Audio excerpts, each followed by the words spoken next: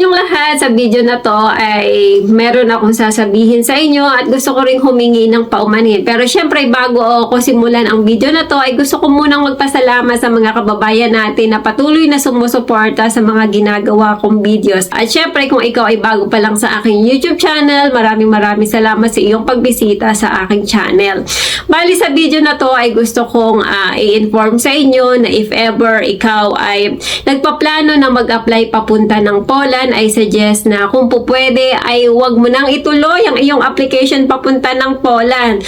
Hindi naman lingid sa inyong kaalaman na ang mga ginagawa kong videos dito sa aking channel ay para makatulong sa mga kababayan natin na gustong makarating ng Europe. Kung sa palagay mo sa bansang kinaroroonan mo ngayon ay okay naman ang pag-take ng visa appearance, kung saan bansa ka naroroon, wala ka nababalitaan na nare-refuse, ay okay lang na mag-apply ka o ituloy mo ang iyong application papunta ng Poland. Pero kung meron kang nababalitaan na maraming nare-refuse sa lugar o sa location mo ngayon, huwag mo nang ituloy kung ikaw ay nagbabalak na mag-apply.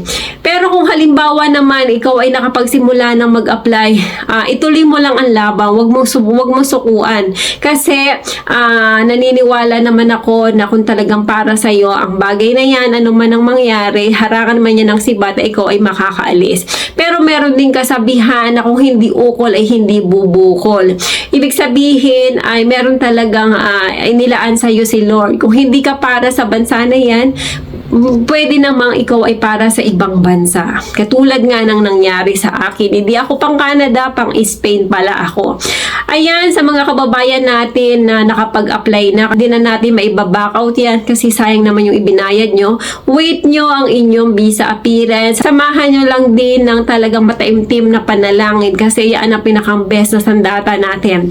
At saka syempre, advice ko din, manood din kayo ng mga videos para kahit papaano, baka meron kayong matutunan para may apply nyo, ma-check nyo yung mga document nyo, baka may kulang kung ano yung mga dapat nyo gawin, baka may interview na mangyayari para alam nyo din ang inyong isasagot.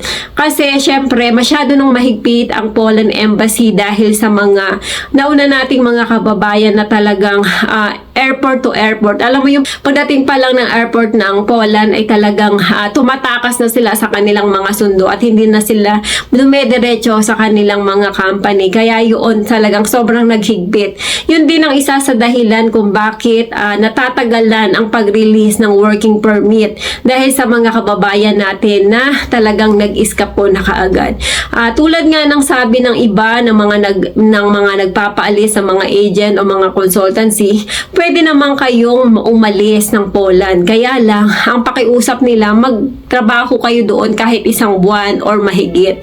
Para naman hindi masira yung mga kababayan natin na susunod na mag-a-apply papunta ng Poland. At syempre, ganun din ang mga agency at consultancy.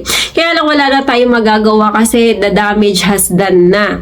Kaya sana ang pakiusap ko, kung ikaw ay napanood mo ang video na to at ikaw ay nagpaplanong pa lang na mag-apply papunta ng Poland, pakiusap, huwag ka nang mag-apply ng Poland. Maraming available na trabaho papunta ng ibang part ng Europe. Katulad ng Czech Republic, Hungary, Croatia, Romania, Malta, at kung saan-saan pa. Mag-apply ka sa mga bansa na yan. If ever yung bansa na a-applyan mo, if ever is mababa ang sahod, pagtiisan mo muna, gawin mo itong stepping stone. At kapag time na pwede ka nang lumipat, ay saka ka lumipat doon sa bansa na talagang gusto mong doon ka mag-stay ng matagal.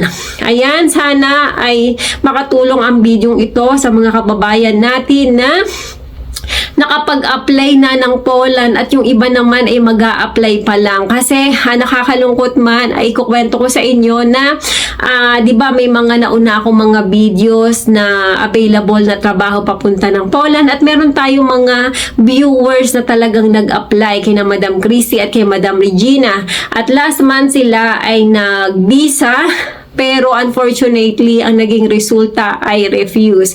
Kaya dahil sa nangyaring yan at nabalitaan ko, nag-message sa akin yung isang applicant, sinabi niya na, yun nga, refuse silang ng kanyang mga kasabayan. Sila ay 3 na na-refuse at yun nga ay kailangan nilang mag-reappeal para makipagsapalaran. Siyempre, panibagong bayad na naman yan. Provide naman ni na Madam Christie at ng agency ang mga dokumento na kailangan. Kaya lang, hindi natin alam kung ano ba talaga ang dahilan ng Poland Embassy kung bakit refuse. Meron naman daw doon iba na na-approve ng visa, pero ganun talaga.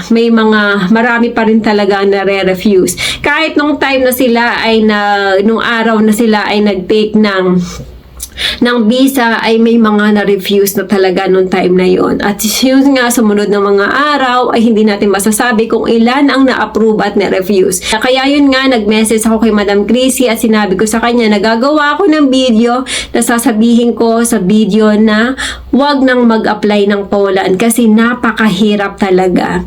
Sabi ni Madam Chrissy ay approve naman daw ang job order. Ang problema lang talaga ay napakahirap ma-approve sa visa. Kaya ayan, sa mga kababayan natin, sana pakisabi na lang sa inyong mga kaibigan kung meron kayong mga kakilala o kaibigan o kamag-anak na gustong mag-apply ng Poland, pakisabihan sila na huwag nang mag-apply ng Poland.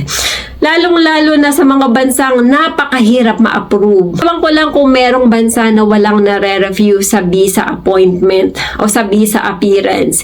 Kaya sa mga kababayan natin, sana ay wag na. May gagawin akong videos pagkatapos ng video kong ito. Ito ay job hiring papunta ng Croatia. Maraming available na trabaho para doon. Kaya lang mga skilled workers din. Pero meron din naman kahit wala kang experience. At sasabihin ko sa inyo kung anong mga bansa ang pwedeng mag-apply at syempre kung magkano ang magiging sahod nyo doon. Pakiabangan nyo na lang. Yun nga, sana wag mawala ng pag-asa. At sana sa mga nauna nag-apply papunta ng Poland, alam kong na-stress na kayo kasi nasimulan nyo na yung application, nakapagbayad na kayo. Kaya lang wala na tayong magagawa kasi nakapagsimula na kayo. Basta ang gawin na lang nyo ay mag-antay, manalangin, at syempre ay umasa na sana pag kayo naman ang time na magbibisa appearance ay kayo ay ma-approve. At sana katulad ko ay meron din kayong paniniwala na kung hindi para sa inyo ang isang bagay, ano man ang mangyari ay hindi magiging para sa inyo. Merong ibang plano si Lord para sa atin kasi tayo ay may kanya-kanya ng kapalaran. Malay mo hindi ka para sa Poland, ikaw ay para sa ganitong bansa na magiging stepping stone mo, na magiging mas magandang way mo para makapunta ka sa ibang lugar. O kaya naman, merong kapalarang naghihintay sa iyo sa lugar na ito.